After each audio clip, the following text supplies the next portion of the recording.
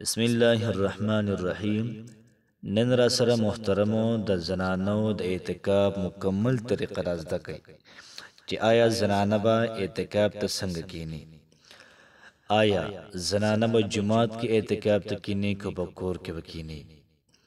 دویمه خبره ده چې د اعتکاف قسمونه څو دي. دریمه خبره ده چې د اعتکاف شرایط څه دي. کمه ښځه به اعتکاف ته کینی، کمه به اعتکاف ته نه کینی. ورپسې څلورمه خبره ده چې د څه په ورځ باندې وکیني. پنځمه خبره په څومره ورځې باندې هلکه اعتکاف ته کیني. او دغه رنګې شپږمه د اعتکاف نیت څنګه دی، د اعتکاف طریقه څنګه ده. آیا کمه ښځه د هغې حیض نو اعتکاف ته کیناستی شي، یا اعتکاف ته ناسته وي او حیض یې راشي، یا د ښځه پخلی کولی شي که نه شي کولی.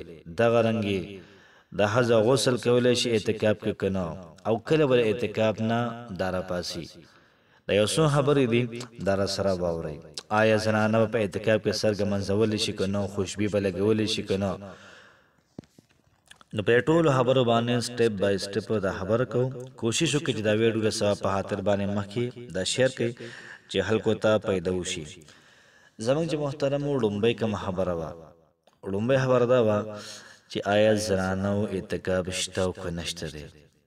نو یاد ساتئ زما محترم ورونو، نبی کریم صلی الله علیه و آله وسلم په زمانه کې څنګه چې پیغمبر علیه السلام په جماعت کې اعتکاف کو، او ورسره به د نبی کریم علیه السلام ښځو دا به په جماعت کې اعتکاف کو. بیا وروسته محترمو زمانه ډیره زیاته خرابه شول او ډیره زیاته د فتنې وه. زمانه ټیک وه خو خلکه خراب شو، منافقین اکثرو دغه رنګې کافران به وو. نو هغوی را زمانه یا مطلب د خلک ډیر زیات خراب کړل. زنانه بتلی جماعت ته رابه محترمو تنګولې. نو بیا زنانو مونځ د کور شروع کو. عایشه صدیقه رضی الله تعالی عنها او ټول صحابه کرام په دې باندې اجماع وکړه. نو ښځې به مونځ کور کوي. نو چې مونځ ښځې کور کوي، اعتکاف به هم ښځې دا په کور کې کوي. کور کې به ولې کوي؟ ځکه چې په جماعت کې فتنه محترمو دا سازیږي. بله خبر دا شوله چې اعتکاف اقسام څو دي. نو اعتکاف په درې قسم باندې دی. یو ته ویل کېږي اعتکاف واجب، بل ته ویل کېږي سنت، بل ته ویل کېږي نفل یا مستحب. کم چې اعتکاف واجب دی هغه داسې دی یو سړی وایي یاره کو زما د پلانکې کار وشو، نظر ومنو، نو زه به اعتکاف ته کښېنم. بیا د هغه بنده کار وشي، څو ورځې اعتکاف یاد کړی، نو هغه ورځ به اعتکاف ته کښېني، خو ورسره به روژه هم نیسي. ورپسې اعتکاف د سنت اعتکاف او چې د رمضان المبارک په آخري عشره کې چې کوم اعتکاف کېږي دې ته ویل کېږي سنت اعتکاف. بل ته ویل کېږي نفل اعتکاف. ترالی اس په جانماز باندې کښېناست او دا دې ویلي یا الله پاکه څو پوره زه په دې جانماز باندې ناست یم، نو زما د اعتکاف نیت وي. نو دا طریقه محترمو ډېره زیاته بهترینه ده او ډېره زیاته اعلی طریقه ده. درې سره سره اعتکاف ته به هلکه کله کښېني، د څه په ورځ به کښېني. هلکه به اعتکاف ته محترمو د جمعې په ورځ باندې کښېني. چې کله د جمعې ورځ شي نو بیا محترمو هلکه اعتکاف ته کښېني. په څومره روژه به هلکه اعتکاف ته کښېني؟ هلکه به اعتکاف ته کښېني په شلمه روژه باندې. چې کله د شلمې روژې مازدیګر شي د ماښام نه مخکې به هلکه اعتکاف ته را کښېني. ځکه چې کم چې قمري کلنډر دی د هغې شپه شروع کېږي د ماښام نه، کم چې شمسي دی نو د هغې شپه دا شروع کېږي د شپې 12 نه. نو د ماښام د اذان نه مخکې دا به کښېني.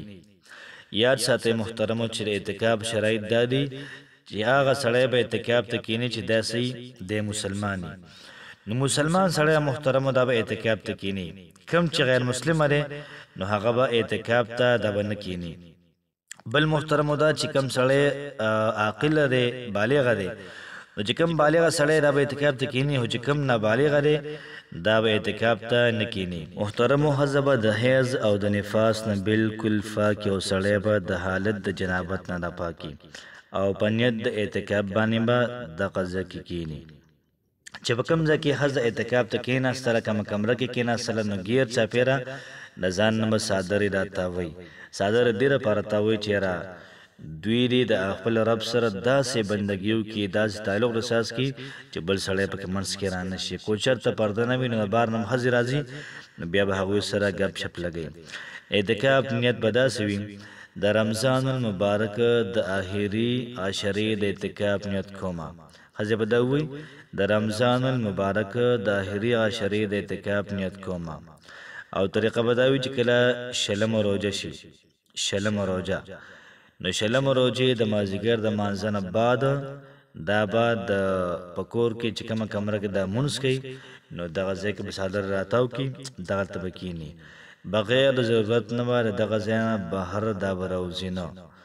یاد ساتئ محترمو چې کله خیز رالی ښځې ته او دا په حالت د اعتکاف کې وه، اعتکاف یې دا مات شو. دغه رنګې محترمو یو سوال پکې راځي چې آیا ښځه پخلی کولی شي که نه شي کولی؟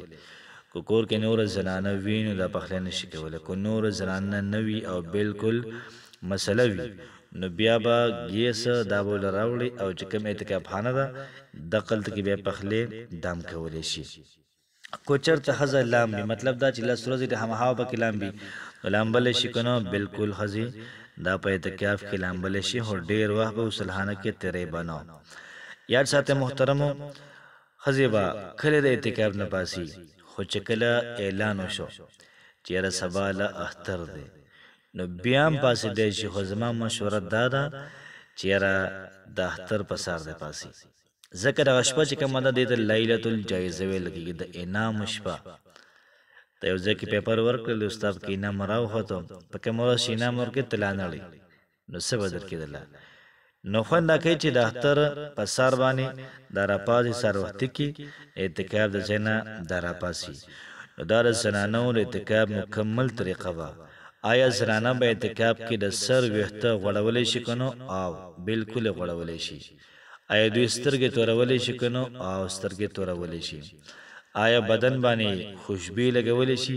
بالکل لګولی شي. کوشش کول پکار چې زنانه دې پکې ذکر ډېر زیات کوي، ورسره د قرآن مجید تلاوت هم کوي.